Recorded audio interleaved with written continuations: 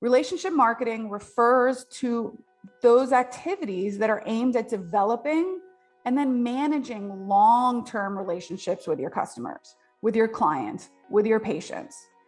It recognizes the value of a customer and the significance of keeping good relations with them. It's not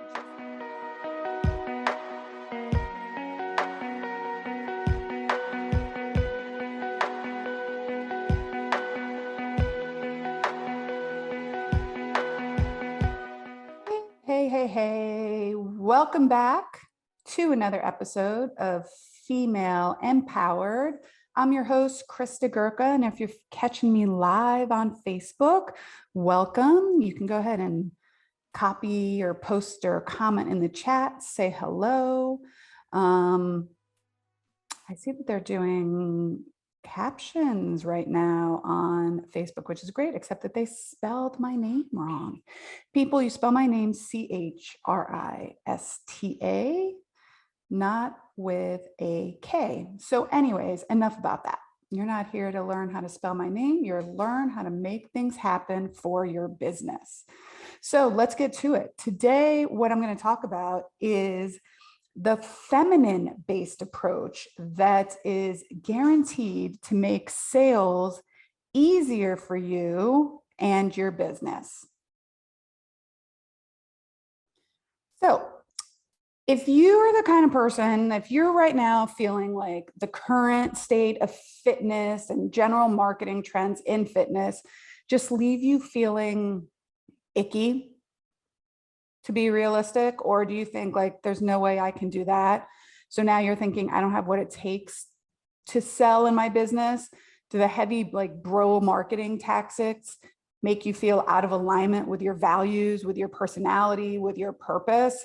I literally was in a conference, a sales and marketing conference with a pretty well-known company that helps fitness brands. And basically they were just saying, you have to get every person that comes in your door to give you the names of 5 of their friends that you can reach out to.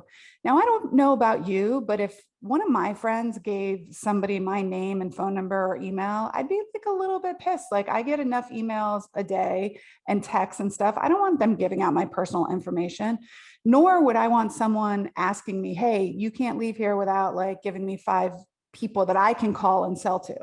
So those kind of things just don't resonate with me. Or if you go to sales conferences or even business conferences and, you know, they're making you like dance and the people are up on the stage just shouting and jumping around, that doesn't align with me. That's not part of my personality. I'm outgoing. I like to have fun, but that's just not me. I don't yell at people. It's not how I teach. I don't yell at people in a microphone. I don't tell people drop and give me 50. I tend to work in a different way, and it's worked for me. It's allowed me to achieve multiple 7 figures in my business. So I'm here to tell you that it does work. Sales does not have to be pushy. Sales does not have to be sleazy. Sales does not have to make you feel uncomfortable. Serving is selling, and that's what I want to lean into today. How you can take a more feminine-based approach that will make you feel like selling is just a conversation. All right, so let's talk about this. What do women do better than others? I mean, and again, this is just general. I'm not quoting anything specifically, but generally, women are better and good and skilled at building relationships and communicating and having empathy and compassion. That's not to say at all that men don't have these things, but women can tend to dive in a little bit more emotional. And let's be honest, like on a general basis, women just tend to be a little more emotional than men. So we can relate to people more emotionally as well. So that being said, creating relationships, support, and concern for others is kind of like a superpower of ours. So why not lean into that? Really, why not lean into that and use that during our sales process? Okay, so how can we do that? Basically, this is how taking a more feminine-based approach is going to come in handy in your business. And maybe this aligns more with you than other sales and marketing tactics that you've heard about in the past. I want to introduce to you relationship marketing. All right, so what is relationship marketing? Relationship marketing refers to those activities that are aimed at developing and then managing long-term relationships with your customers, with your clients, with your patients. It recognizes the value of a customer and the significance of keeping good relations with them. It's not just about the sale. It's about creating a relationship, a partnership in like their journey, their health and fitness journey. So that's basically where relationship marketing comes in. So let me give you some examples of how you can infuse this into your business, or quite possibly how you already infuse this into your business without even realizing it. All right. Do you send customers thank yous through social media? One of the things I highly encourage, that's a great way to start building relationships, is to communicate with people on social media. So if someone comments on your post or likes your post, you can DM them, you can reply to them on your social media post, say thank you so much. You can follow them. And then if you see something that they post that you can say, oh my gosh, that's so great. Congratulations on your new granddaughter, or what's something else, like hiking that mountain on your vacation looks amazing. I'm so happy for you. Little things like that build relationships. I love that outfit. Oh, where'd you get those new leggings? Those look cute. I'm giving you like examples. Okay. These are great ways to start building relationship. There are also ways to build relationships with vendors, okay, or possible referral sources.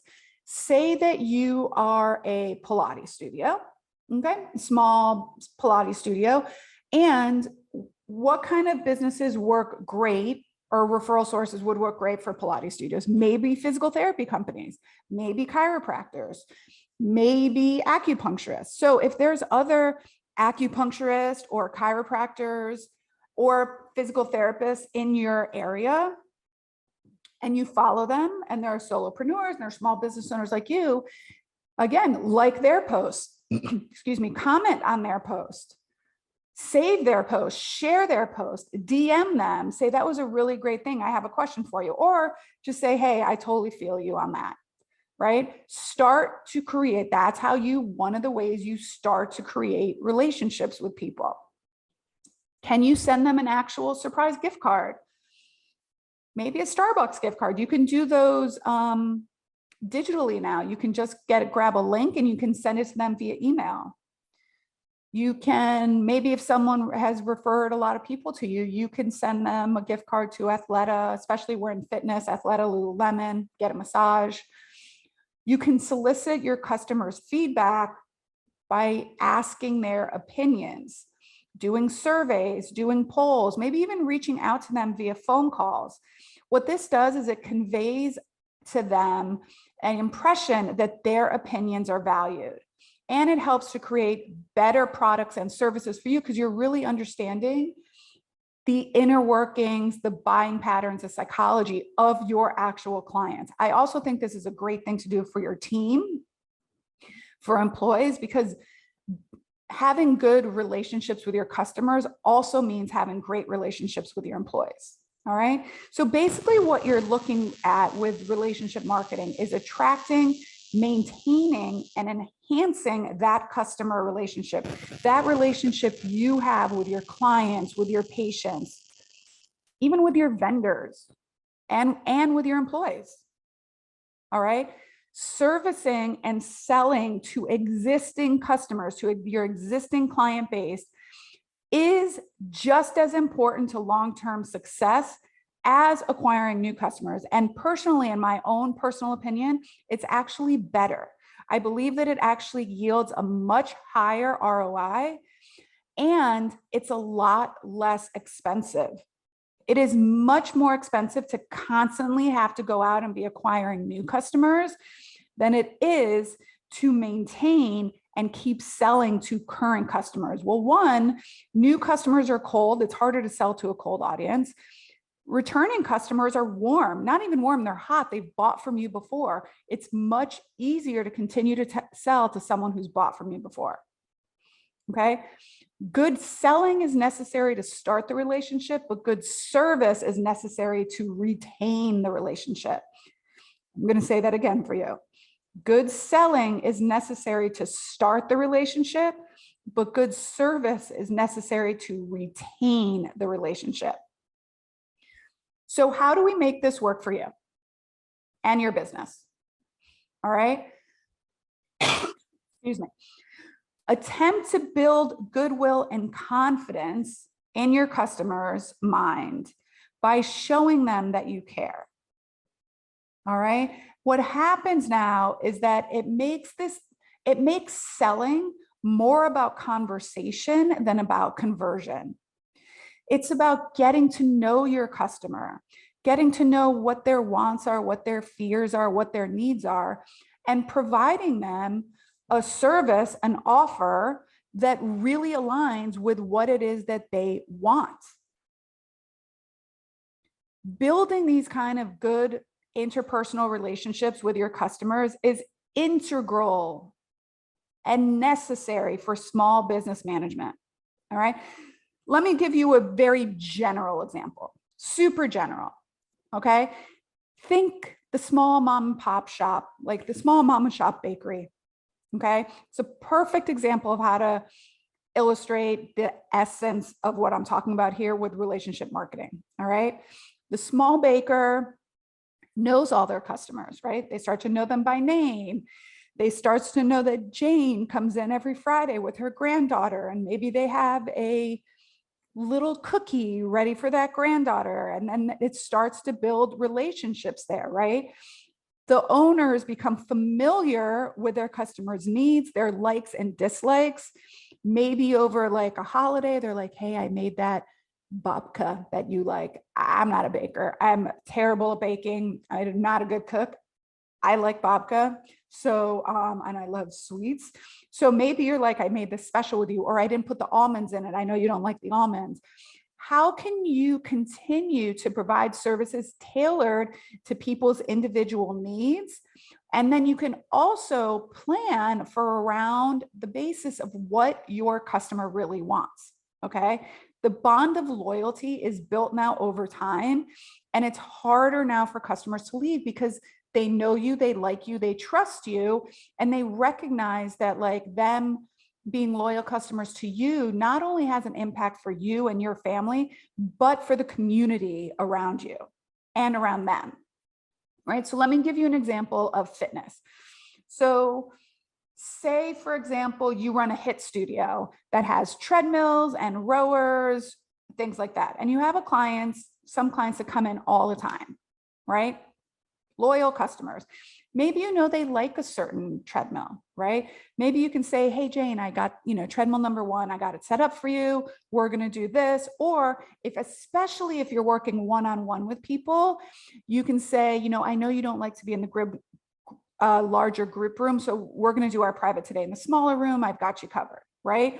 Or if you know that I have a client, for example, that she's just really cleanly. She's a little bit of a germaphobe. So I know that she likes to have a pillowcase down on the reformer or a towel. That's fine. So before she comes in, I put the towel or the pillowcase down. Excuse me. I have this awful cough all the time. Let me just take a sip of water. So I put a little towel down for her.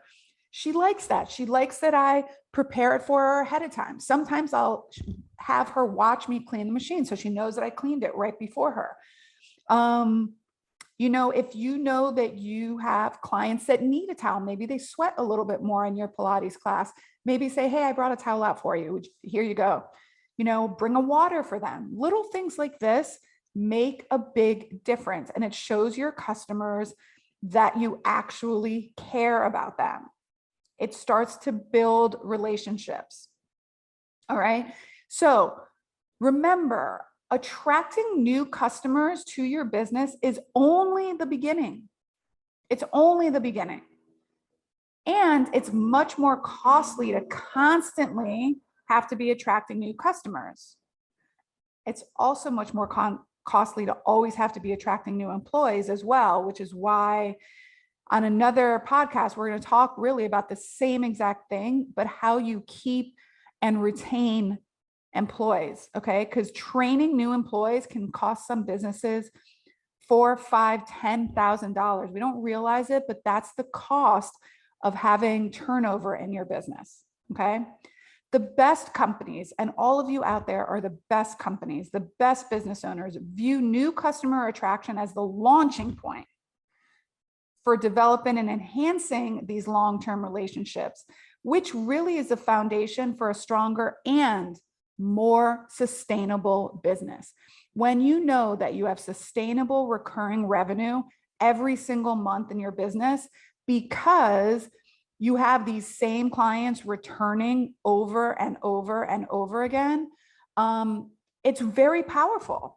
It's very powerful, okay? So let me give you some examples here of what traditional marketing looks like versus relationship marketing that I'm talking about, all right? So when we talk about traditional marketing, things look like you do the deal and you disappear. How many times has this happened to you where you buy a product or you buy a course or something and then all of a sudden you're like, holy shit, that's not what I signed up for. Where's all these customer service that I was going to do, or all of these, emails and conversations and all this stuff that happened beforehand, and then you buy and all of a sudden they ghost you, right?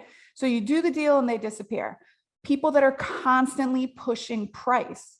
And this is why, again, I talk about articulating value, not price. I talk about articulating value, not price. So when people are constantly pushing price, that's really transactional marketing. Short-term thinking and acting.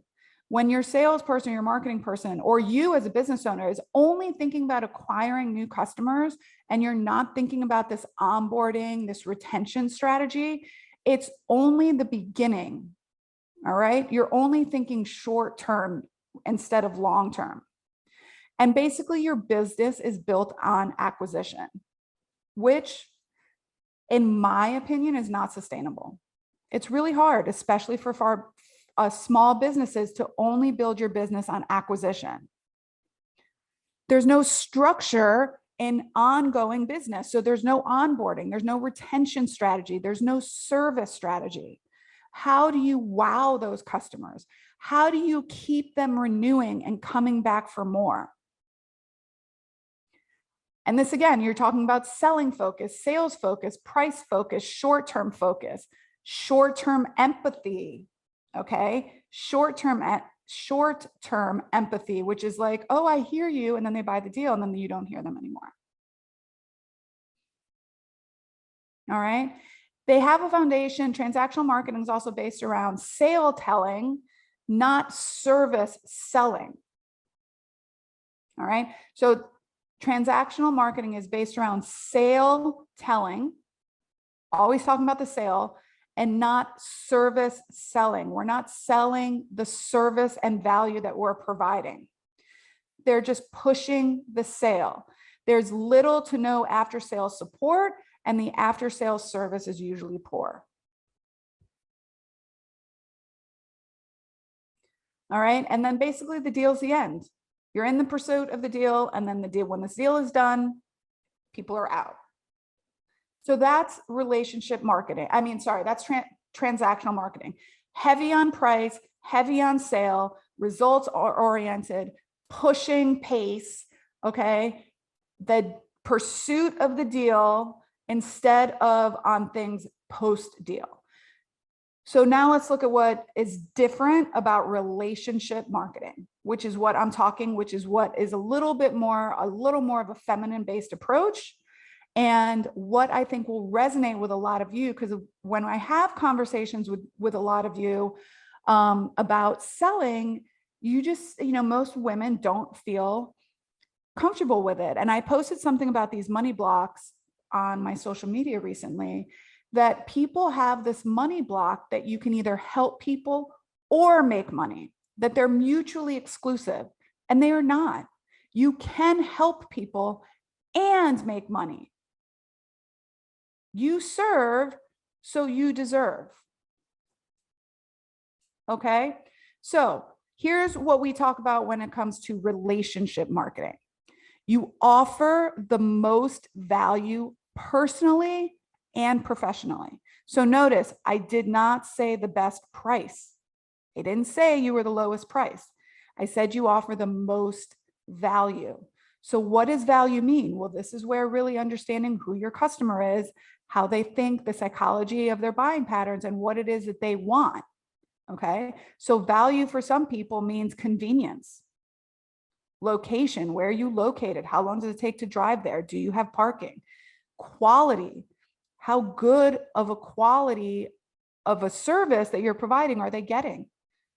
Expertise. So I'm a big believer in niching down and being the expert at what you offer. Maybe the value is cleanliness, especially now, post-COVID. Maybe it's options. Maybe they have a variety of options that they can do. Okay. Maybe it's the availability you have to serve them. All right. But all of these can be value to them. So maybe value to them is that you're a concierge, you're a mobile provider. So you go to them. That saves them time and money, maybe from having to leave their office. All right. Maybe value means that you offer telehealth or virtual services. So if they can't make it to the studio, they can stream the class at home. All right. So how can you articulate and offer the most value to your customers? They will pay for value. How can you become a unique source in helping them, helping your clients, helping your patients build something better?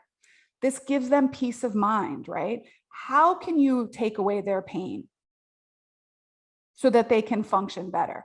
How can you get them more fit so maybe they lose weight or feel better in their bodies, or their clothes fit them better, or they can hike on their vacation, or they can play with their grandkids without feeling exhausted? How can you become a partner with them based on his or her objections and objectives? All right. So how can you partner with them? How do you build long-term trust and through community and partnerships? All right. So let me give you an example of how a relationship sale would work. And this is very typical of like what happens in our studio in Pilates in the Grove when people come in. All right. Usually they come in with some sort of intro offer. We have a variety of intro offers. We have 3 group classes for a decreased price. We have 2 private sessions. We have, you can do a discovery call for physical therapy, talk to a therapist beforehand. But then here is how the conversation goes after, actually even before the first session. So before their first session, we have an entire onboarding sequence that starts to ask them some questions.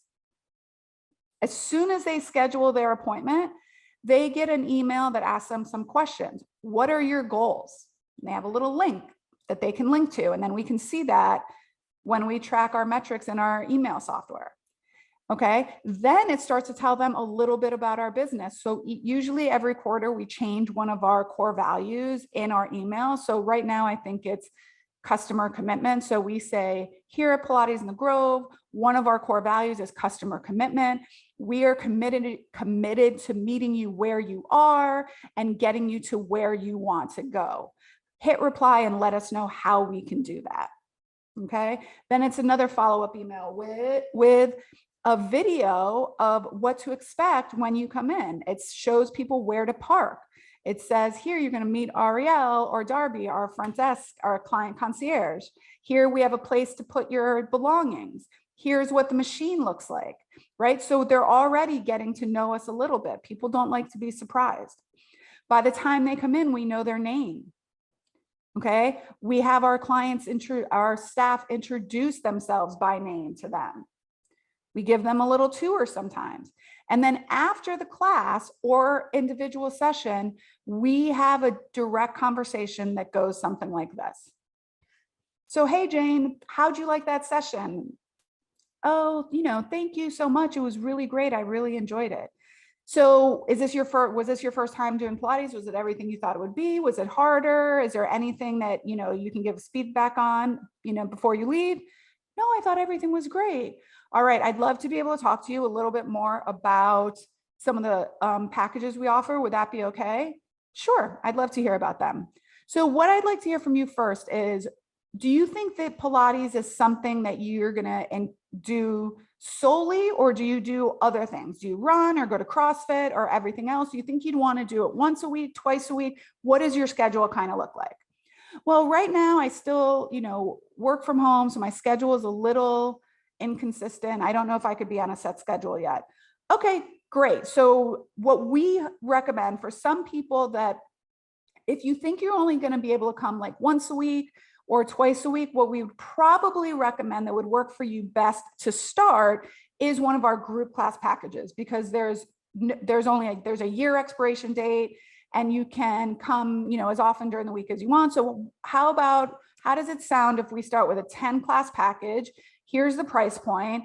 And then after 10 classes, if you really see that you're consistent in coming twice a week, then what I would probably recommend is getting one of our memberships. They're great for local people that are coming consistently twice a week. There's a lower barrier to entry, meaning the price point's a little lower, and you get some extra perks like parking and on-demand services for free. So how does that sound to you? Usually they say, oh, it sounds great. You know what? Maybe I'll actually jump into the membership right now. What are the terms of that? Oh, great. So here, the terms of the membership is we have these, a few different ones. We have core classes a month, or 8 classes a month, or 13 classes a month. Basically, you can use up to 13 classes, or 8 classes, or 4. It's a set fee every month, and it auto renews month after month. You also get a free pair of grip socks every month. You get these additional bonuses. So if you'd be interested, I'd love to sign you up today, and we can go ahead and schedule you out for the next couple months for your sessions. How does that sound to you? Oh, it sounds great. Let's sign up. So that's really what it is. It's a conversation, right? We're not trying to push the sale. We're trying to push people into the sale that is the right choice for them. So if people are not, one, if they don't live here, or they don't think their work schedule is going to be, fluctuates, and they don't think they can commit to 8 classes a month, no problem. We're going to recommend a group class package, which, by the way, for myself, my personal preference is I don't do memberships at a local gym because my work schedule fluctuates so much. So I would prefer to buy a group class package, and I'm willing to pay the higher price point on that because it's more convenient and works better for my account, for my schedule, and for my life. So I'm okay with that. So again, people that don't want to be locked into a membership because their schedule fluctuates are usually okay paying the higher price point with you telling them, yeah, so with this, you don't have to worry if you don't make it to your 8 classes a month. It's not a problem. All right. We like to encourage people to come into memberships. Why? Because it's recurring revenue every month, and then it's less work for the front desk to have to renew them. The other thing we offer people is we offer them incentive to go into auto renew packages. So if they're still doing 10 sessions, that at their 10th session, it auto renews to another package. We give people incentives to do that. So I hope you can see here a little bit that basically what we're doing is we're just having a conversation. All right. And then we continue to have that conversation daily, weekly, monthly. We have auto emails that come out every, it starts like every 4 weeks when they start, and then it goes to like every 3 months after they've been in the studio for 6 months. And they just say, hey, how's it going, Jane? We're reaching back out to you. We thought we'd see how everything was going. Remember, customer commitment is one of our core values. So if there's anything we can do to improve your experience here at Pilates in the Grove, we'd love to hear from it. Hit reply and let us know. We know all of our customers by name. We frequently send out thank you cards and holiday cards. I personally handwrite holiday cards to our top 100 sellers of in the studio, or buyers, I guess I would say, in the studio every year. My hand is almost falls off, but I do that. And people are very appreciative of it. We have client appreciation days. We have a milestone project. We sometimes just randomly send out $25 coupons to people. And we're like, hey, thanks so much for your loyalty. We want to make sure that you know how grateful we are for the opportunity to be part of your fitness journey. Take this $25 to use on your next purchase on us. Just something like that. You know, we listen to people. We send out surveys about asking about their thoughts. I don't really ask about price, but I do ask about things like, how are the level of the classes? How do you like the schedule? Are there more things that we can add or subtract? Anything we can do to improve your experience here at Pilates in the Grove? Some things we can do and some things we can't. Like, I mean, if they're like, oh, I would love to have, my own private room for XYZ, like, I don't know if I can do that. One time someone was like, when I come from work and it's really hard to change in the bathroom because you don't have a place to put my bag down and stuff, I went to IKEA and I bought a bench. It cost me $49. And they were like, oh my God, you really listened to my request? Yes, of course we do. Right? That was an easy request.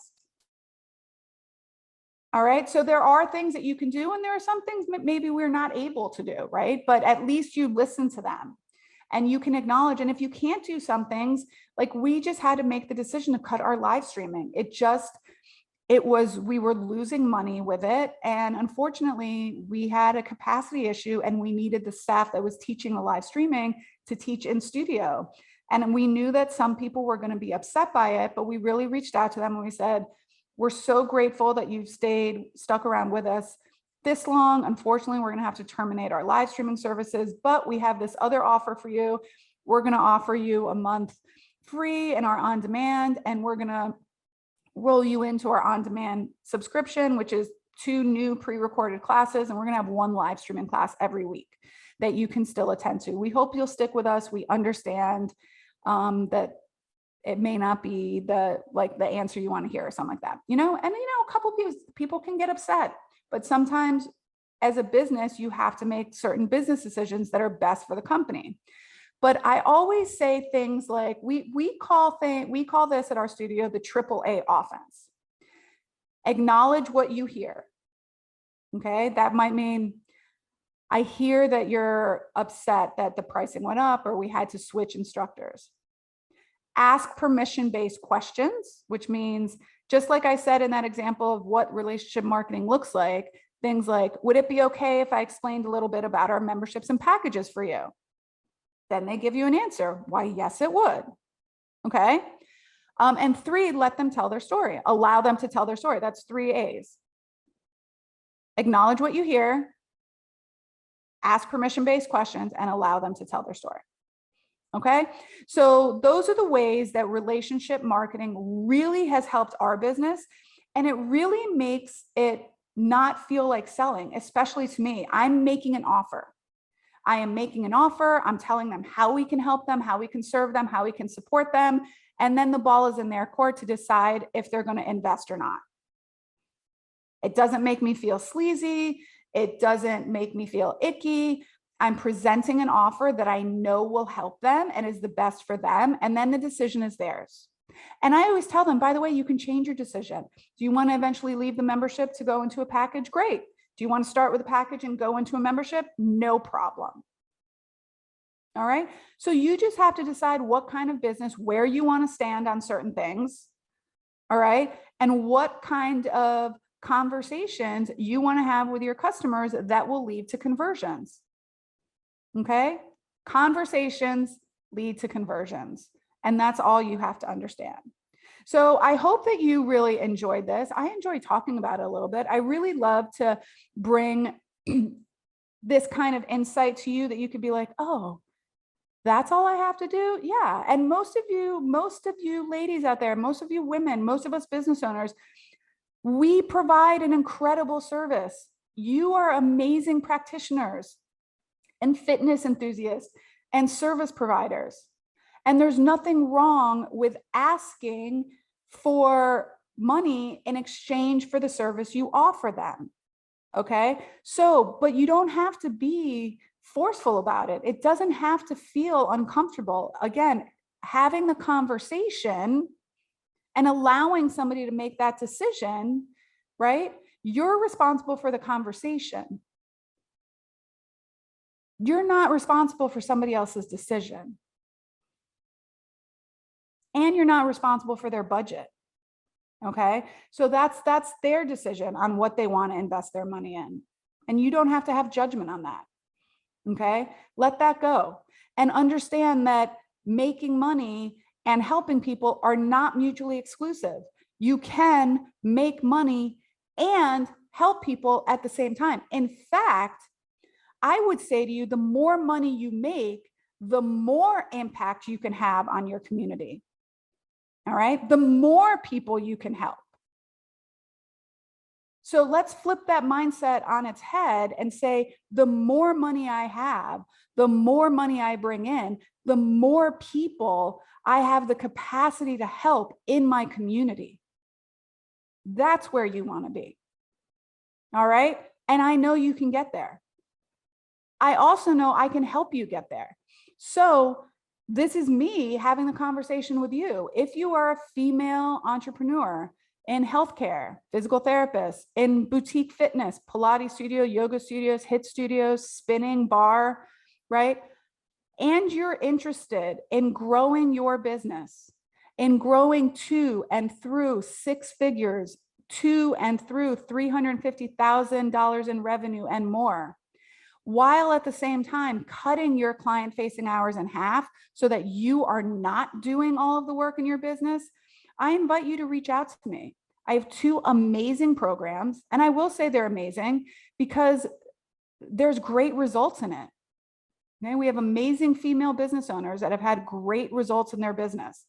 We have the FitBiz Foundation program that's for emerging business owners that want to scale to their first six figures and beyond.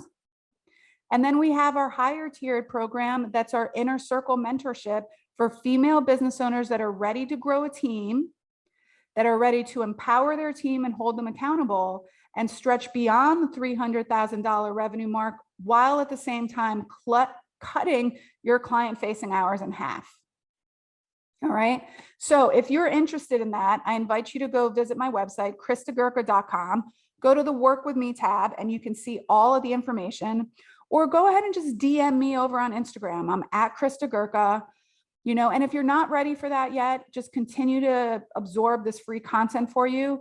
You can also schedule a one-on-one strategy call with me. If that's all you're interested in right now, I offer that. And I would love the opportunity to work with you. I would love the opportunity to watch you level up in your business and invest in yourself and the future of your business. I know you'll get results in this business, in these programs, and I don't take the people who I don't think I can help. So if I don't think I can help you, the same way if I don't think I'm the right person for your injury or your fitness goals, I will refer you to someone else. I do the same thing with my business coaching. All right. This is a big investment for people, and I don't take that lightly. I actually take it very seriously. And so when you invest in one of my coaching programs, I am all in making sure that you get the results that you're looking for. And so it does not behoove me to have people in the program where I know that I already cannot help them, right? And there's lots of other people out there that may be able to help you. And maybe I refer you to them. Or maybe I tell you 6 months from now, I think you're ready. Okay. But stop procrastinating, start taking imperfect action. And if you'd like, I would be grateful for the opportunity to go on this journey with you. I'd love to reach out for you, to hear from you. You can email me at krista@pilatesinthegrove.com. Check out my website, kristagurka.com, or DM me over on Instagram at kristagurka. All right, people. That's all for now. That's all I got for you. I hope you have a great day whenever you're listening to this. And until next time, my friends, bye for now.